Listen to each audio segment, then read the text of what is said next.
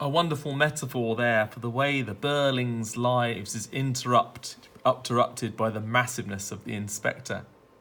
Hello and welcome to this recording of the revision guide to An Inspector Calls by JB Priestley.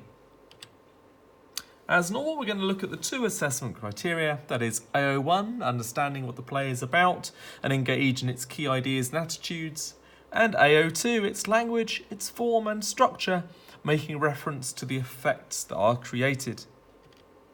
Today's video, of course, is going to focus on the Inspector or Inspector Goole.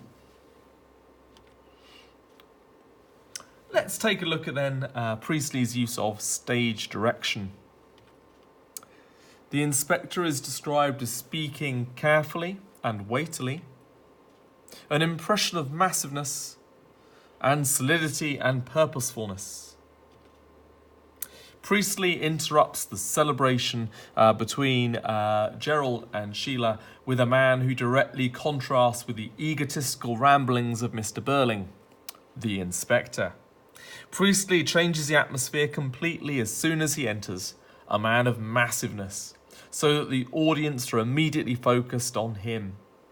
Every inch is an authoritative figure, and Priestley has him speak in a manner that draws attention to him and his weighty worded sentences that carry resonance and conviction. He is the centre of attention, and we are fixed on him as soon as he enters. As you can see, the stage direction here is really vague, more of an impression of a man rather than a physical description. The lack of detail we are given about the Inspector throughout the play present him as a moral force rather than a person. Some notes then on the Inspector himself. He's a forceful character. He is blunt in the way he speaks to the Burlings. In fact, he gets more and more blunt as the play goes on. He's empathetic to the needs of Eva Smith. He's enigmatic, someone who's deliberately a mystery to the audience. He's not intimidated by class. He refuses to be intimidated by Mr. and Mrs. Burling in particular. He's accusatory, blaming each of the Burlings for Eva Smith's death. And he's also Priestley's voice. The Inspector Goole is Priestley. Everything Priestley is thinking, Inspector Goole says. Moreover than any other character, apart possibly from Eva, it is the Inspector who links the historical context of the play. He provides a mouthpiece for Priestley and voices his concerns about where the world is heading. His job is to make the audience and the Burlings think about the present as well as the future.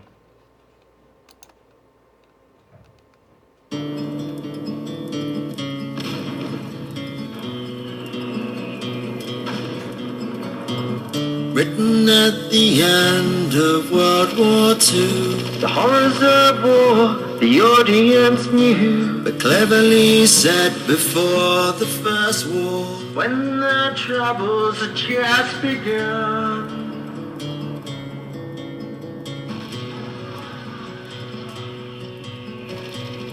In Europe war was brewing, but Burling couldn't see it happening. Responsibility was brushed aside. As a result, millions died.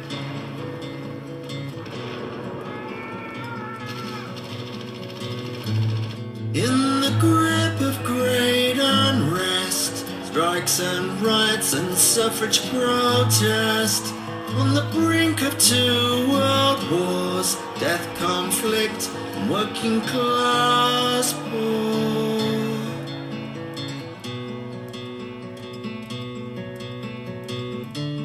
Miners demanded more pay, 7 hours maximum working day. All workers followed the miners' lead, but often these appeals didn't succeed.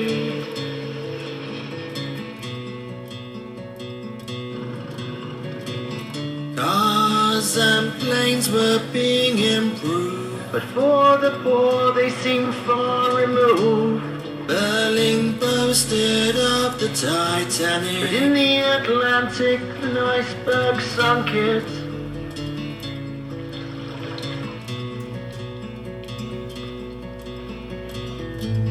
In the grip of great unrest, strikes and riots and suffrage protest, on the brink of 2 world wars, death, conflict, working class poor.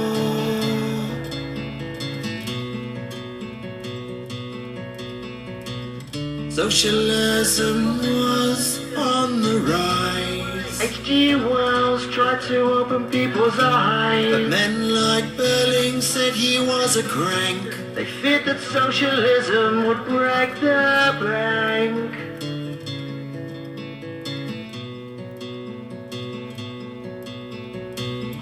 Women were demanding more suffrage to break away from the domestic cage. This created more social unrest, as men felt they only knew what was best.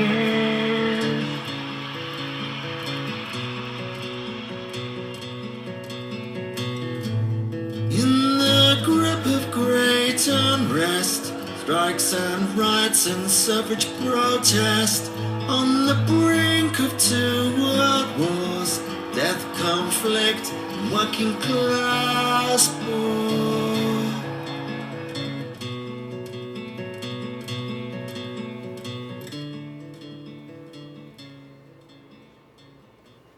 And so the inspector comes in and says enough is enough. The world needs to change.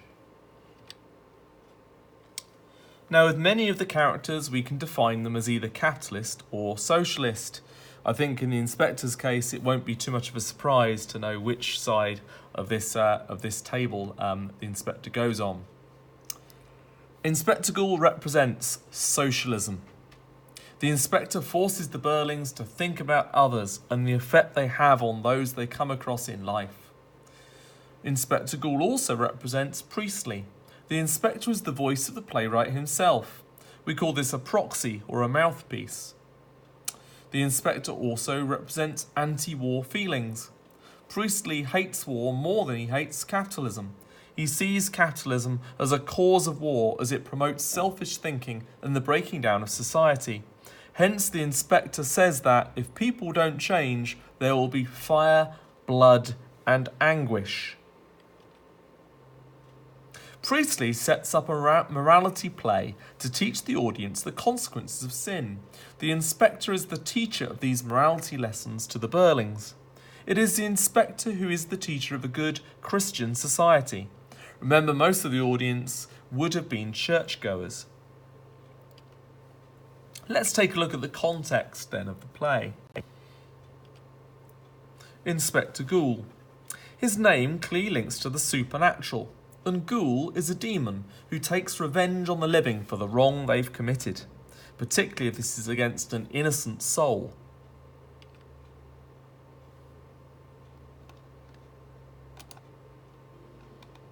Inspector, something tells me our voting moment is at hand. Tell me, who was that man we saw lying dead?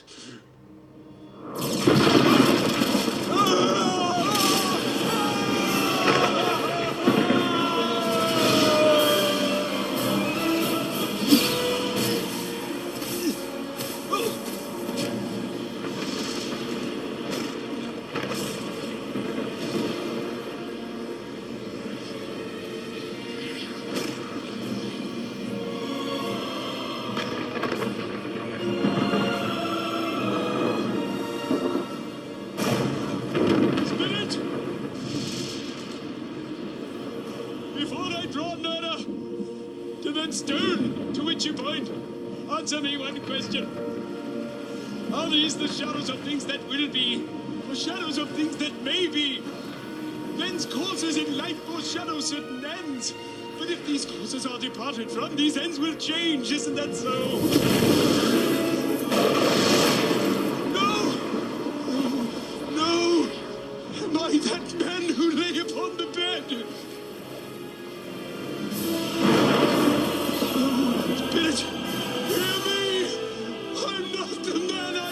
this?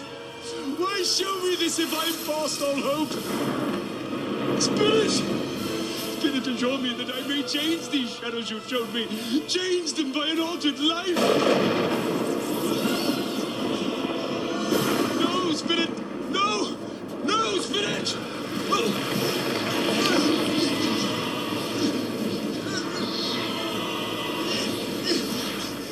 Good Spirit!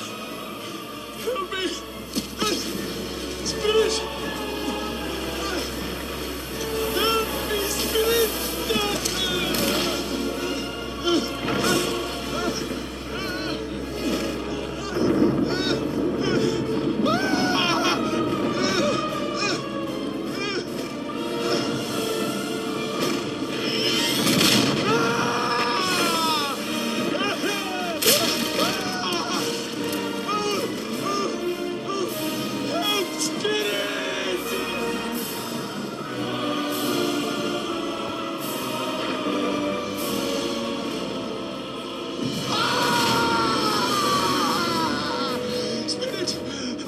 Christmas in my heart, and don't you keep it on the air. I will not shut out the lessons of the past, nor present, nor future. Oh, pray, Spirit, tell me I may sponge away the writing on that stone.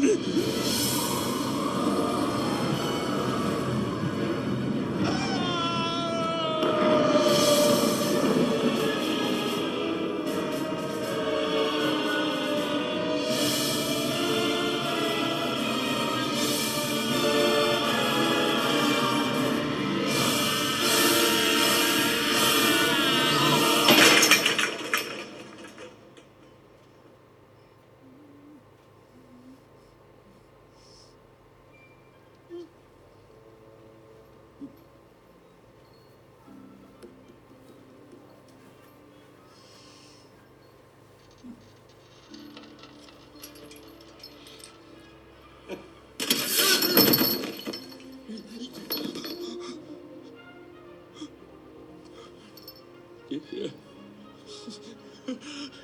They're still here. I'm still here. I'm still here.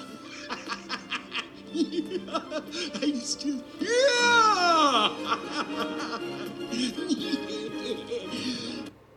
The character of the inspector would have been significant to the audience of the time, as many would have read A Christmas Carol by Charles Dickens. In that story, Scrooge is taught the consequences of his behaviour. Inspector Goole does exactly the same thing. The last ghost tells Scrooge about the Christmas yet to come, and so does the inspector. But unlike Scrooge, the Burlings don't choose to help either, so the awful future predicted by the inspector begins to take place. So the inspector's name is symbolic, as the word ghoul represents perhaps the ghost of Christmas in the future in A Christmas Carol, as well as the demon that takes revenge for the living. Wait a minute. So we've now covered two characters and how significant their names are. Eva, named after Eve. Daisy, representing a flower, pretty common and begins to die when you pluck it. Ghoul represents a demon or ghost that gets revenge for innocent deaths. But all those are surely guesswork, really. Priestley didn't mean it, otherwise all the characters would be named in a clever way. Well, you've got Arthur, named after King Arthur. Gerald, which translates as rule of the spear. And Eric comes from Erkir, which is formed of two words. Meaning ever, and Rik, meaning ruler. So even the names represent the historical patriarchy and historical capitalist rulers. Arthur's name is actually quite ironic, as Arthur, King Arthur, was known as a good king. The way Arthur sees himself, Arthur Burling sees himself, but of course no one else does. What about the women in the play? Well, Sheila, this comes from the name Cecilia, which is Latin for blind. And Sybil, this comes from the 10 Sibyls, who were female prophets with divine knowledge. So both Arthur and Sybil's names are ironic. Sybil can't see the future. In fact, she deliberately hides and retreats from it. Sheila is, of course, blind at the beginning of the play. She doesn't see the faults with capitalism. She blindly follows Mr. Burling, Mrs. Burling, as the dutiful daughter. It's only halfway through she really begins to see after the inspector has spoken to her. Now, we've already mentioned A Christmas Carol, but there's actually 2 books that Priestley might have based the inspector on. Murder on the Orient Express by Agatha Christie, printed in 1934, was one of the best-selling books of the era. And Inspector Goole's pretends to be a murder mystery, but Inspector Goole's there's more than one killer. The plot is similar. A diverse group of people from different backgrounds gather in one set location whilst an inspector tries to work out who the killer is. This further suggests the play is a didactic text, a story with a clear message or moral.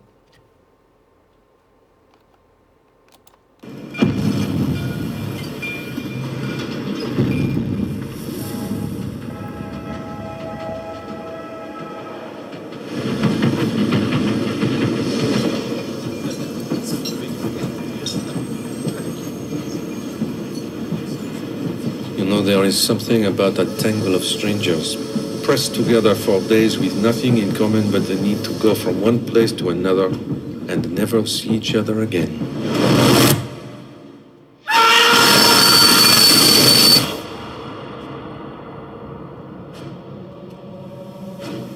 I see evil on this train.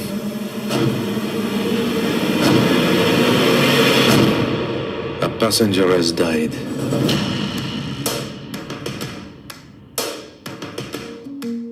So they got him after all. You assume he was killed? No, not. Well, he was in perfectly good health. He had his enemies. Indeed, he was murdered. Good God, murder here. God rest his soul. Someone was rummaging around my cabin in the middle of the night. No one would listen to me. If there was a murder, What is going on? then there was a murderer. The murderer is with us. And every one of you is a suspect. And who are you? My name is Hercule Poirot, and I am probably the greatest detective in the world.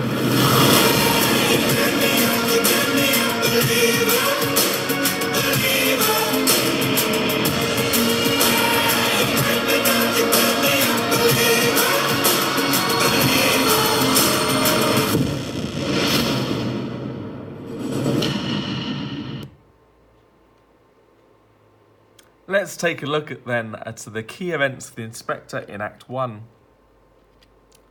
The inspector comes in halfway through the act, interrupting the engagement party and Mr. Burling's capitalist message. The inspector gives a brief description of a girl's suicide. The inspector begins to question Mr. Burling, making clear he will follow one line of inquiry at a time. The inspector asks Gerald to stay after finding out he's going to get engaged to Sheila. Mr. Burling attempts to intimidate the inspector, but fails. And the inspector begins to question Sheila. Let's join the inspector then as he walks in. Ladies. If you'll just wait here, sir, I'll go and tell Mr. Burling.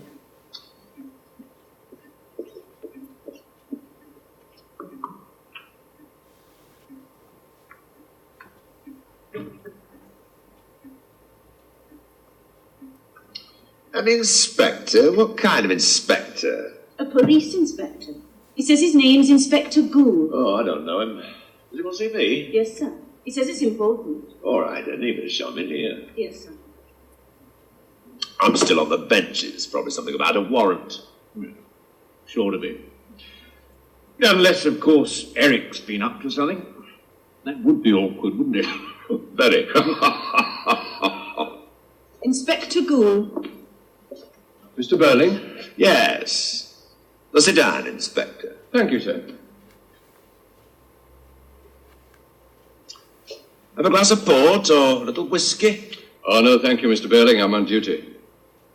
You're new here, aren't you? Yes, sir. Only recently transferred. Oh, I thought so. I've been an alderman for years, Lord Mayor 2 years ago, and I'm still on the bench. So I know the Brooklyn police officers pretty well. I thought I hadn't seen you before. Quite so. Now then, Inspector, what can I do for you? Some trouble about a warrant? No, Mr. Burling. Well, what then? I'd like some information, if you don't mind, Mr. Burling. 2 hours ago, a young woman died in the infirmary.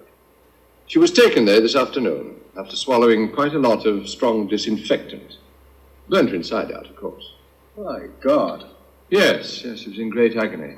They did what they could for her at the infirmary, but she died. Suicide, of course. Yes, horrible business. But I don't see why you should come here to see me, Inspector. Well, I went round to the room that she had, and she'd left a letter and a sort of diary. Now, like a lot of these young women who get themselves into all sorts of trouble, she'd used more than one name. But her original name, her real name, was Eva Smith. Eva Smith? Do you remember it at all, Mr. Burling? Well, I seem to have heard that name somewhere, but it doesn't convey anything to me. She was employed in your works at one time. I found a photograph of her in her lodgings. Perhaps you'd remember her from there.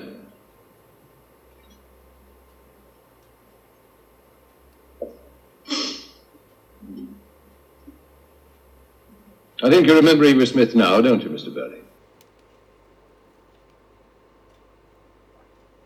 He goes on to say to Arthur Burling, because what happened to her then may have determined what happened to her afterwards, and what happened to her afterwards may have driven her to suicide. A chain of events. The childish language here implies a simple message is being told. This is exaggerated by the short sentence used. This anadiplosis, this is when a line at the end of one line is used at the beginning of the next. I notice he says what happened to her afterwards, and what happened to her afterwards may have. Links the characters together, showing the equality of the characters and how they're all linked through the sentence construction. This is a really clever way of linking not only the words and sentences the inspector is using, but also to the whole theme of the play. But how would I actually write that response? Well, here's how. Soon after his entrance, the audience start to realise the inspector's investigation focuses on the surprising links between different events and people. The inspector initiates this idea of connections through anadiplosis, by repeating what happened to her afterwards at the end of one clause and the beginning of the next. The sentence structure cleverly emphasises how the context of these statements is inextricably connected and leads one from one to the other. Next, he memorably summarises the concept with the metaphorical image of a chain of events. The concrete noun chain refers to an object that embodies physical linking. Even more so than that, however, it connotes heaviness and imprisonment, perhaps inferring the links between the various events involved in the Burlings and Eva Smith could be what weighs down the entire family. There you go, a paragraph using a very high-level technical piece of language that goes on to explain how it links securely to the theme of the play. Let's have a look at some key scenes from Act 1. There are a lot of young people living that sort of existence, Miss Burling, in every city and big town in this country. If there weren't, the factories and warehouses wouldn't know where to look for cheap labour. Ask your father. But these girls aren't cheap labour, they're people. I've had that notion myself from time to time. In fact, I thought that it would do us all a bit of good if sometimes we tried to put ourselves in the place of these young women, counting their pennies in their dingy little back bedrooms. The inspector begins to make his message clear. He refers to young women, signifying Eva's youth and the promise of her or their lives.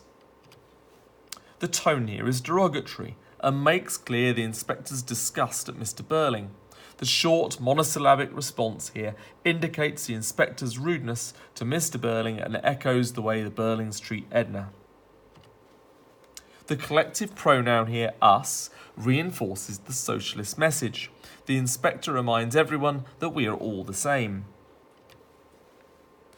And the description of the woman's bedroom, the dingy little back bedrooms, contrasts with the woman herself. Their youth and vitality is being taken from them, and the capitalists are confining them to the darkness in their lives. Priestley almost suggests that they are out of sight and out of mind for the Burlings. Let's take a look at another key passage from Act 1. What I said, Mr. Croft, one line of inquiry at a time. Otherwise we'll all be talking at once, and we won't know where we are. If you've anything to tell me, you'll have an opportunity of doing it soon. Look here, I've had enough of this. I dare say. I'm sorry, but we were having a little party. I've had a few drinks, and I've got a headache. And as I'm only in the way here, I think I'd better turn in. Oh, if you turn in, you might have to turn out again soon. Getting a bit heavy-handed, aren't you, Inspector? Possibly. But if you're easy with me, I'm easy with you. After all, we're respectable citizens, and not criminals. Sometimes there isn't as much difference as you think. Often, if it was left to me, I wouldn't know where to draw the line. The stage direction here is repeated throughout the play. Each time the Burlings make excuses, the inspector rudely cuts them off, each time not giving them the chance to speak. Here he talks to Gerald like a child, which, in contrast, exaggerates the inspector's own age and experience. The inspector's dry humour is also frequently repeated. This serves once again to exaggerate his age and experience of people like the Burlings and make their actions more laughable to the audience. This suggests the inspector's parental or mentor role to Eric, advising him and controlling his actions. One of the first warnings to the Burlings of what the inspector is capable of is when he says, if you're easy with me, I'm easy with you. This foreshadows why the inspector gets angry later. They're not easy with the inspector, so the inspector returns the favour. You notice here that Gerald tells the inspector, that the Burlings and Gerald are respectable citizens, not dangerous criminals. The inspector, of course, disagrees. The message of the socialist equality and absurd nature of Gerald's opinions is made clear. Gerald is made to look foolish as he stereotypes the poor as criminals. Gerald's response to the subtle reprimand suggests that he knows what the inspector is saying, but disregards it, as the inspector himself is lower class. This links to Gerald's later cleverness, when he believes the girls are all different at the end of the play. Priestley makes Gerald look a fool, so we then think he is a fool later for believing it's all a different girl. Some key quotes then from Act 1. If you like some information, if you don't mind, because what happened to her then might have determined what happened to her afterwards. It's the way I like to go to work, one person, one line of inquiry. You can imagine how she felt. And after all, it's better to ask the earth than to take it. That last quote is suggesting the capitalists are thieves. They take what they want. This is ultimately represented by Eric when he takes what he wants from Eva. As the play develops, the inspector continues his pursuit of his moral message. The audience now see the inspector as a threat to the Burlings and their view of the world. We realise that each character is probably to blame and anticipate the focus of attention changing from character to character. By now, the audience will have realised that we are very much the silent jury, watching each of the Burlings come to the stand and present their evidence. In each case, we judge each Burling as Priestley wants us to find them jointly responsible. The inspector fulfills the role of judge as he invites each Burling to the stand and questions their actions and their motives. To summarise then, in Act 2, the inspector turns his attention to Gerald. He reinforces the needless death of Eva to Gerald and gives more detail about her death.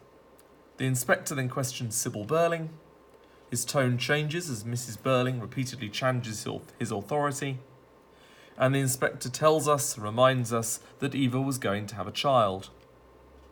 The inspector makes clear his duty. As the play develops, the tension then escalates. And you're not sorry now when you know what happened to the girl? I am sorry she came to such a horrible end, but I accept no blame for it at all. Who is to blame then? Well, first, the girl herself. For letting father and me have her chucked out of her jaws. Secondly, I blame the father of the child she was going to have. But if her story was true, and he was stealing money... But there is no point in assuming that. But if we do? Now what then? Oh, then he'd be entirely responsible. Because the girl would never have come to us and have been refused assistance if it hadn't been for him. So he's the chief culprit anyhow? Certainly. And he ought to be dealt with very severely. Father, stop! Be quiet, Sheila. But don't you see? Oh, you are behaving like a hysterical child tonight. And if you would take some steps to find this young man and see to it that he's compelled to confess in public his responsibility, instead of staying here asking quite unnecessary questions, then you really would be doing your duty. Don't worry, Mrs. Burling. I shall do my duty. Oh, I am glad to hear it. And now perhaps you'd like to say good night. Not yet. I'm waiting. Waiting for what? To do my duty. No, Mother, don't you see? But you...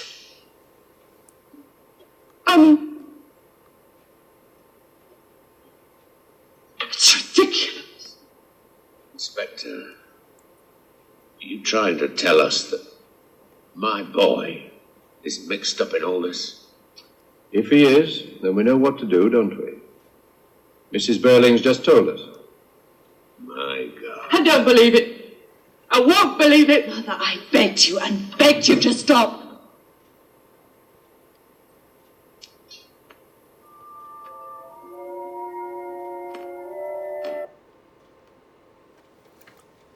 Let's look at some key parts of then Act 2. Of course she might have changed lately, but I can't believe she would have changed so much. I don't understand you, Inspector. You mean you don't choose to, Mrs. Burling? I meant what I said. You're not telling me the truth. I beg your pardon. Look here. I'm going to have this, Inspector. I'm not going to have this, Inspector. You'll apologise at once. Apologise for what? Doing my duty? No, for being so offensive about it. I'm a public man. Public men, Mr. Burling, have their responsibilities as well as their privileges. The tone and sentence construction here exaggerates the cold, hard reality of what Mrs. Burling has done. The alliteration, telling truth, exaggerates the anger and forcefulness of the interrogation. The Burlings are not used to this way of speaking, hence their equally strong reaction when the inspector is accusing them. Mr. Burling's attempts to re-establish control are shot down by the inspector more and more frequently and forcefully. The word duty foreshadows the responsibility the inspector feels towards Eva at the end of the play. Mr. Burling is reminded here of his own class background and role in society. These link to the reasons why someone is knighted, those of privilege that accept responsibility for others. The stage direction here adds weight and importance to the implied meaning. Mr. Burling doesn't take responsibility for those around him. Key scene number 2. Don't worry, Mrs. Burling, I shall do my duty. Glad to hear it. And no doubt you'll like to say goodnight. Not yet. I'm waiting. Waiting for what? To do my duty. The key themes of responsibility and duty are reinforced here and add weight and tension to the scene. The inspector contrasts with the Burlings, as despite their wealth, power and influence, he will continue to get justice for Eva Smith. The stage direction suggests Mrs. Burling feels victorious over the inspector, as she is triumphant, as if he has submitted and backed down from her. Her turning her back on him is symbolic of the way she treats all the working class. It reminds us of her own shallow worldview. It is deliberately rude and defiant to ensure Mrs. Burling will get no sympathy from the audience during her imminent fall. The stage direction here is open to interpretation. Burling's character implies that he's about to object and defy the inspector again. But it could also be seen as a mark of shock, and perhaps respect for the inspector, as Burling doesn't actually speak. It could also be interpreted as a link to a Titanic. The Titanic bobbed in the water up and down like a cork before sinking. Key quotes then from Act 2. And you think the young woman ought to be protected against unpleasant and disturbing things? We have to share something. If there's nothing else, we have to share our guilt. I don't propose to give you much more rope. You didn't give me any more rope. You've had children, and you slammed the door in her face. Don't stammer and yammer at me again, man. A summary of Act 3. The inspector questions Eric, and we learn of the events of his relationship with Eva. The inspector gets more impatient with the Burlings. The inspector makes clear Eva Smith is one of many Eva Smiths. And the inspector walks out. Let's take a look at the conclusion then of the play. You Eric, don't! Hysterical young fool, keep back or I'll stop! Now be quiet a moment and listen to me. I don't need to know any more, neither do you. This girl killed herself and died a horrible death. But each one of you helped to kill her. Now just remember that. Don't ever forget it. Then I don't think you ever will. Inspector, I'd give thousands. Thousands. You're offering the money at the wrong time, Mr. Burling. No, I don't think you ever will forget. Know that young man Croft, though he made her happy for a time. Well, Eva Smith's gone. You can't do it any more harm. You can't do it any good either. You can't even say, I'm sorry, Eva Smith. That's the worst of it. Just remember this. One Eva Smith's gone. But there are millions and millions and millions of Eva Smiths and John Smiths still left with us, with their lives, their hopes and fears, their sufferings, their chance of happiness, all intertwined with our lives, and what we think and say and do. We don't live alone. We're all members of one body. We are responsible for each other. And I'll tell you this, that the time will soon come when if men will not learn that lesson, and they'll be taught it in blood and fire and anguish. Good night.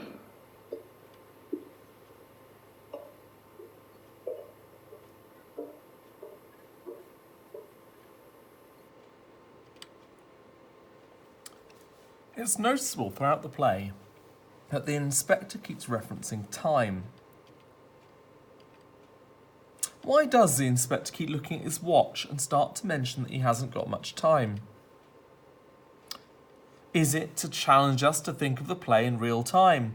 The inspector is aware that he has a limited amount of time to teach his lesson before the Burlings become self-absorbed once more, or the audience have to leave the theatre. Perhaps this suggests the Second World War was always inevitable, and there would be a limited number of years before the war could be stopped, but any socialist message came too late to stop it. Alternatively, it helps present the inspector, Priestley, God, as a man who cares about society. It serves to emphasise his desperation to try and prevent the same mistakes happening again and again.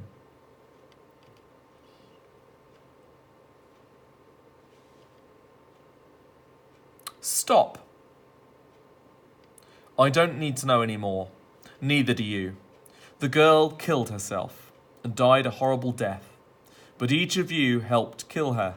Remember that. Never forget it. But then I don't think you ever will. Remember what you did, Mrs. Burling. You turned her away when she most needed help. You refused her even the pitiable bit of organised charity you had in your power to grant her. Remember what you did.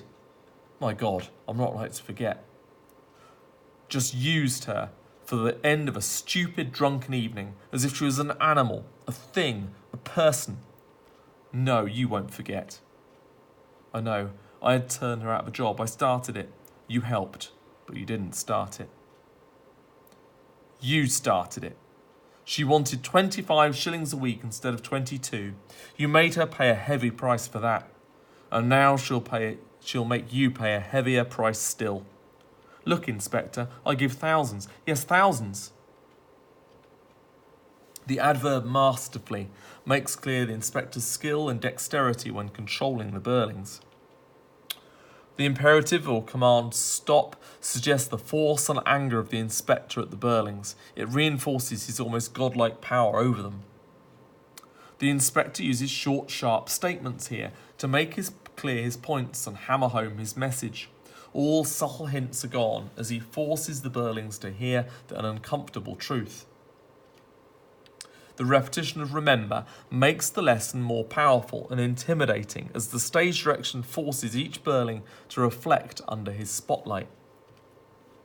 The tricolon here slowly builds the inspector's message and disgust of the Burling's attitudes as he makes clear how wrong their views are. She's first an animal, then she's lowered to a thing, then she's not even a person anymore. Tricolon is where a set of three slowly builds. The stage direction here echoes the primal simplistic nature of what Priestley is trying to communicate. This shatters Mr. Burling's attempts to appear civilised and superior.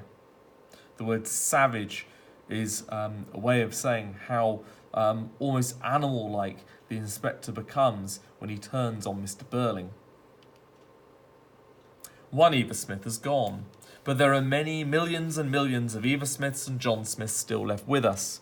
Their lives, their hopes and fears, their suffering and chance for happiness, all intertwined with our lives, and what we think and say and do.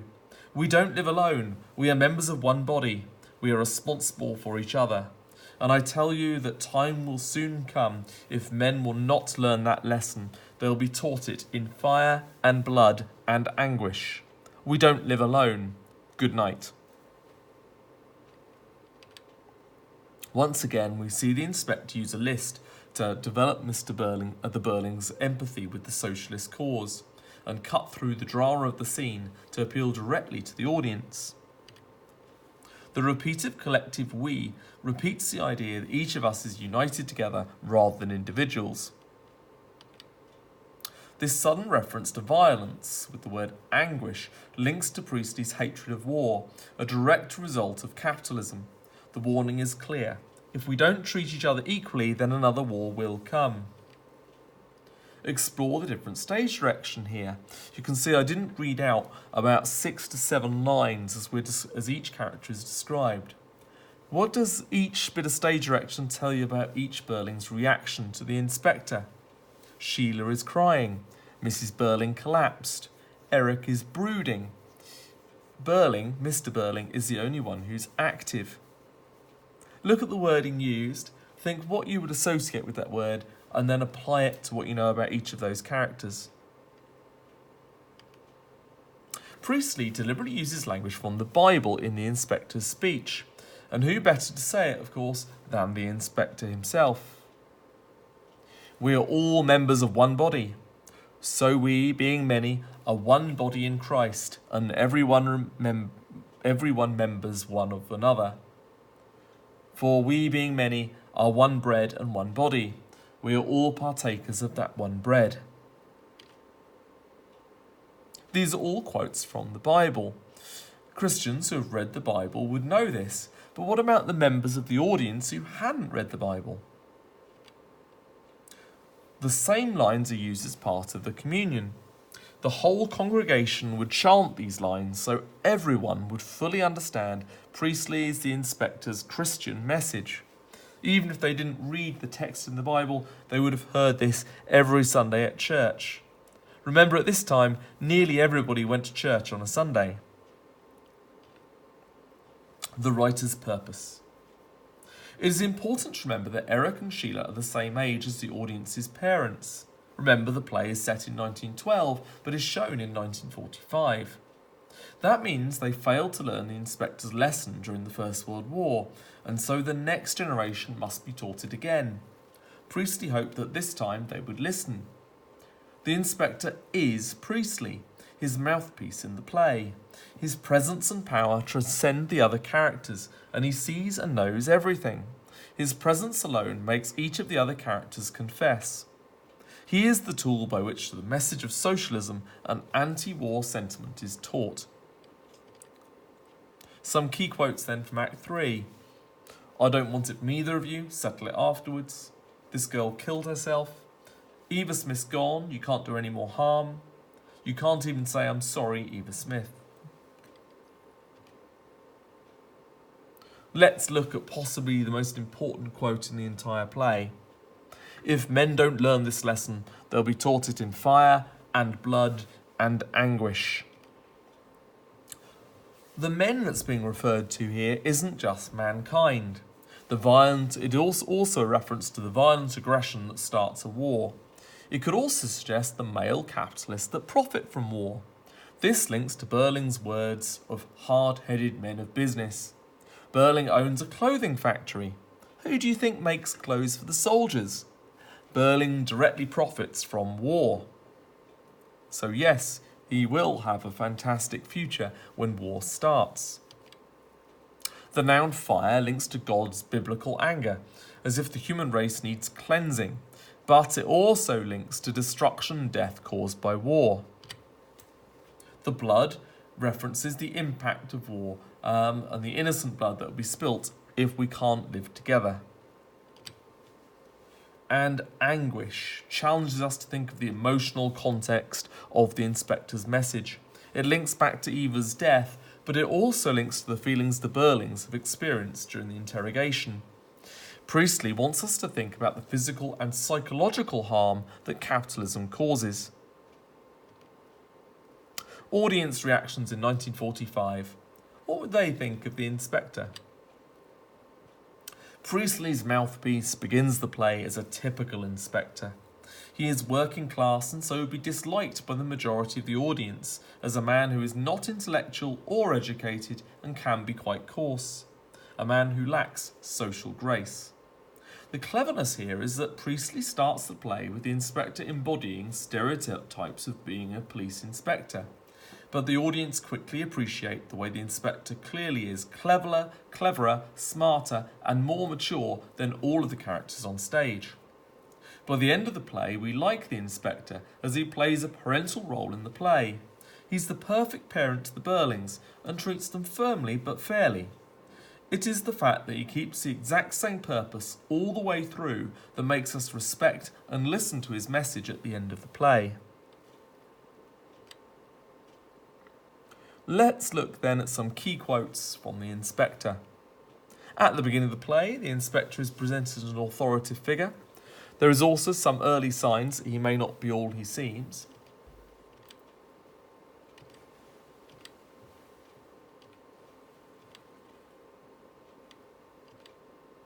By the middle of the play, it becomes increasingly clear to the audience that there is more to the inspector than was first apparent.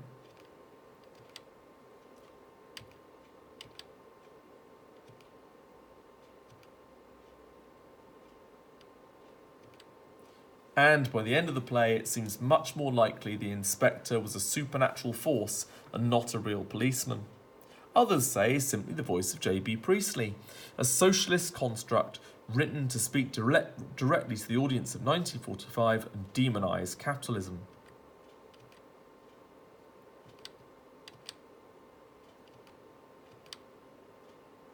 With each of these screens, please freeze the screen, make a note of the quotes being used, and try and write them up. Then look back at the screen itself, look how close your write-up was compared with the boxes in orange.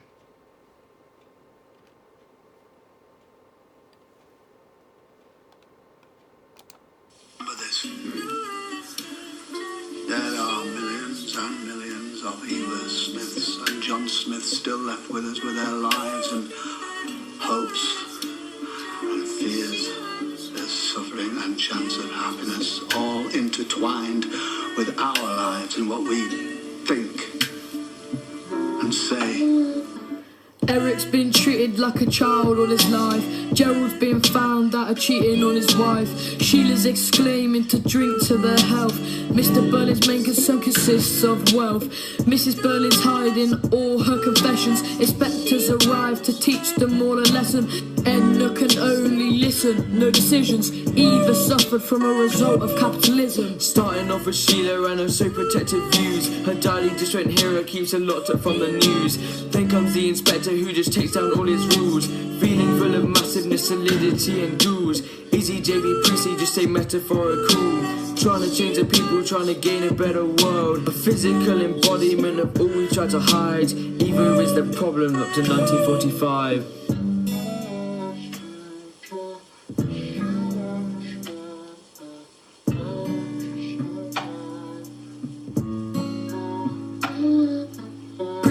Sheila showing social transformation. He makes Berlin out to be a fool to the nation. Humiliates capitalistic views to the audience as Berlin emphasises that no war is obvious. Sybil Berlin thinking she got it all figured out. This is to show how change can be made throughout.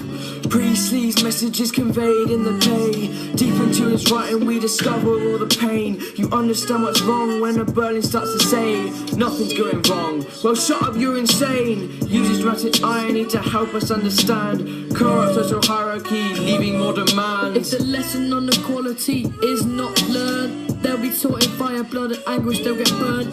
You'll get used to it, exclaims Mrs. B. Priestley taught to the audience to disagree. There are so many ways Priestley's messages are conveyed. Using age versus youth, he makes it aware to the audience of the whole truth. Now go back to Inspector Goole and who he really is. He's a teacher who teaches them what's wrong and shows them how to fix. He's the fastest ride to a better life, although the rides are lift. List them out of their corrupt views, now cannot reminisce. Priestley, another Inspector Goole, but his students are his viewers. He wants to take away the pain, but knows that they are wrongdoers. Accept their sins, now they'll begin a new world for their newers. This play was the start of the process, and it started something greater.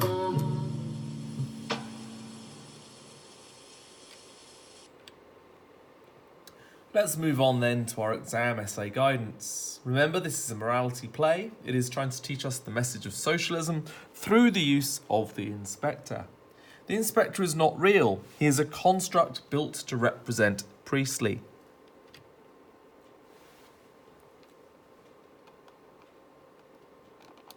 Well, remember this.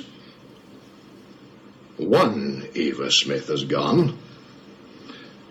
But there are millions and millions of Eva Smiths and John Smiths still left with us. With their lives, their hopes and fears, their suffering and chance of happiness, all intertwined with our lives, with what we think and say and do. We don't live alone. We're members of one body, responsible for each other. And I tell you that the time will soon come when, if men will not learn that lesson, then they will be taught it in fire and blood and anguish. Good night.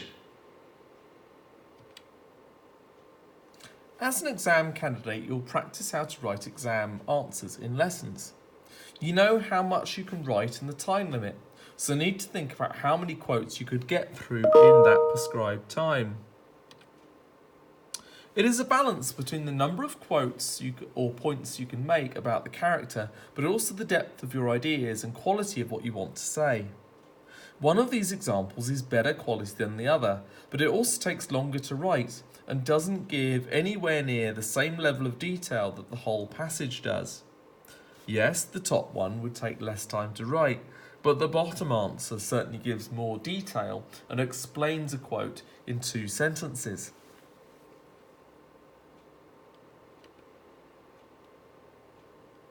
Now, in this passage, just like any other passage in the book, there are certain ways I could get marks from it. I could look at the word choices. I could look at the different kinds of sentences being used and why they're used. I could look at the tone of voice of the characters, how the characters respond to each other, where in the play it comes from and why that's important, and whether the characters are acting in a way you would expect. All of these be different ways of getting marks on the mark scheme. All of these are more or less equal to each other, and all of these will give me something to say in the actual exam. But trying to cover every single one of those bullet points would be very, very difficult in quite a time-constrained answer. Well, the first thing I do is look at the extract I'm given in the exam hall and work out how many quotes link to the question I'm being set. So in this case, the question is, explore the importance of the inspector in the play. Now there's at least 8 quotes I could use from this extract. Each one tells me something a bit different about the inspector and why he's important and perhaps what message he's trying to give. Once I've got that list and highlighted it on the extract, I might well think which quote is the best. Which one is the one that I think would be my grade driver? The one that I can say the most about or the most interesting ideas about? In my case, it's the quote in red.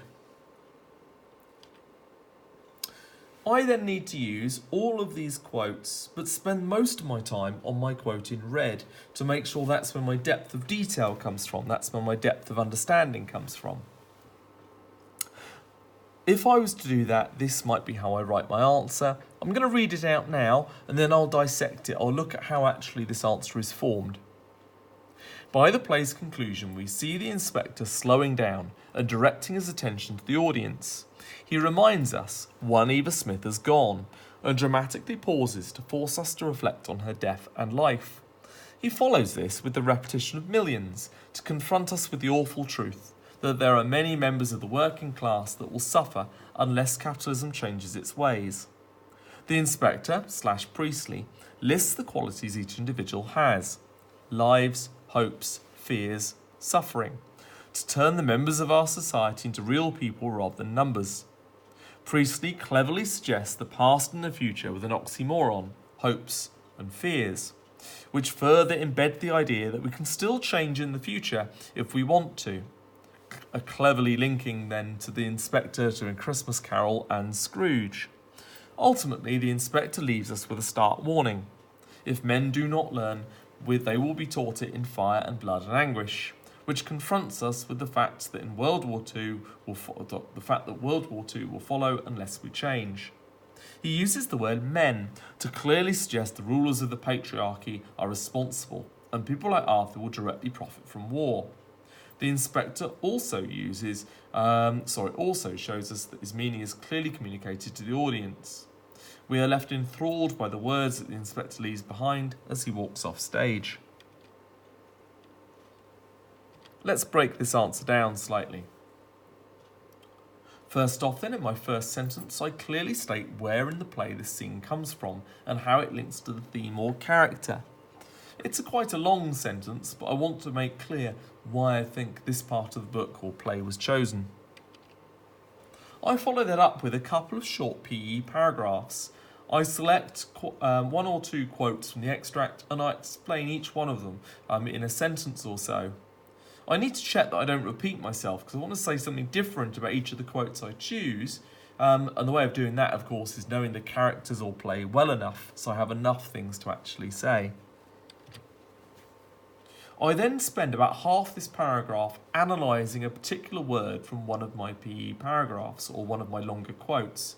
This proves my analytical skill, a key skill if I wanted to pass the test.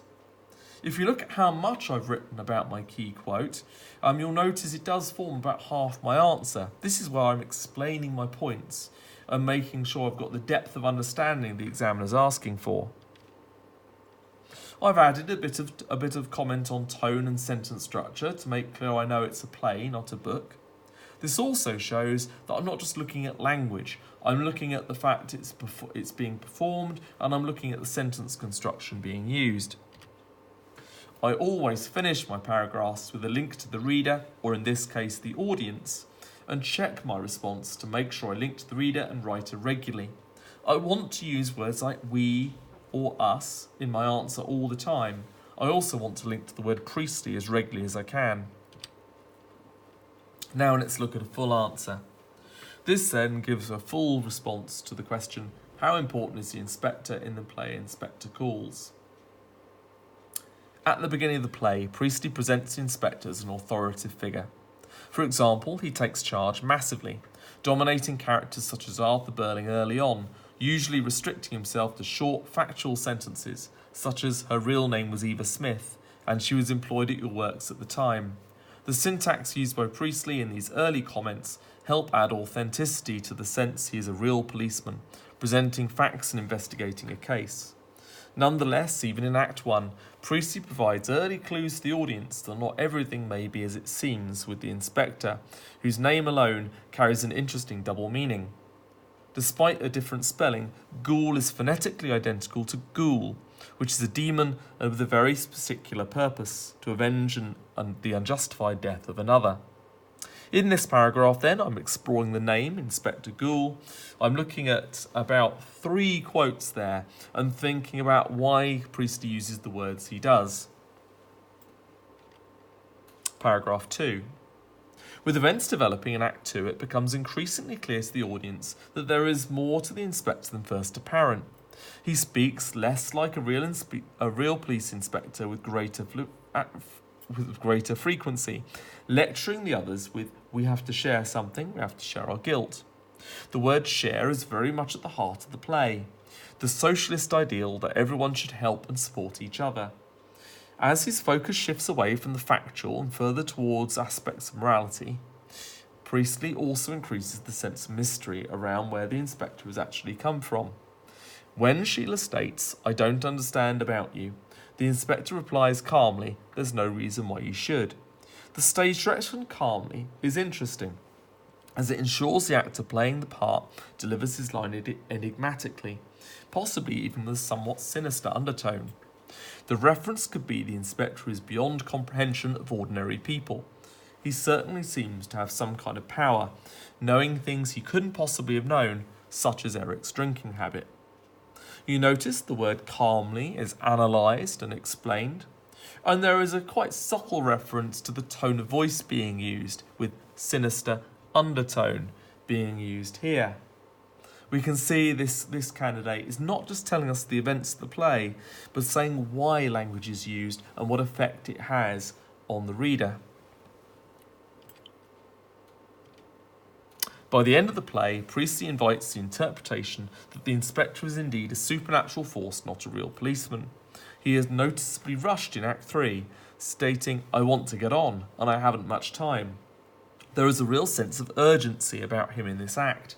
His syntax reverts back to simple sentences and blunt questions, as if he's against the clock. At the same time, his language becomes increasingly hostile towards the Burlings and Gerald, telling them, "She'll, Eva, make you pay a heavier price still." Such a tone is completely unprofessional for a policeman, but also suggests a judgment and reckoning will be made. His reference to fire and blood and anguish could be taken to be a foreshadowing of World War I, which again infers a supernatural dimension, as if he's a herald for all of humanity being punished for their sins. Once more, this response is very PEE heavy, lots of quotes being used with quick explanations of each one to make sure enough points are being made. We've got a reference set of context at the end with a reference to World War I, and then once more we've got lots of points that are briefly explained using words like suggests. For those who are uncomfortable with viewing the play as an almost supernatural horror, an alternative interpretation of the inspector is to view him simply as the voice of Priestley, himself a fervent socialist. Throughout the play, Priestley speaks to his audience as much as the inspector speaks to the Burlings and Gerald. Time and again, simple ideology is made clear. We are members of one body, we are responsible for each other. Ultimately, this core principle of socialism is the message Priestley wished his audience to take home with them, to steer a post-war Britain away from the capitalist, class-based mistakes of the past and into a more caring, equal future. This makes clear then that this candidate understands the play and, more importantly, its message. Repeatedly, Priestley is mentioned as this candidate explains exactly why Priestley wrote this play. This is no longer then just an analysis of characters, it's purely looking at the message and the meaning behind the words on the page, or indeed performed on stage. We also have a reference quite early on in this paragraph to an alternative interpretation. This candidate is clearly seeking to explore the text and show the examiner there's more than one way of looking at the characters and situation involved. If you were to look at all the clips that I've done, I've deliberately given you lots and lots of alternative interpretations. You choose the ones you like the best or the ones you feel you understand, and they become part of your answer. Thank you very much then for listening to this revision guide for the Inspector. This has been part of your GCSE post-1914 drama.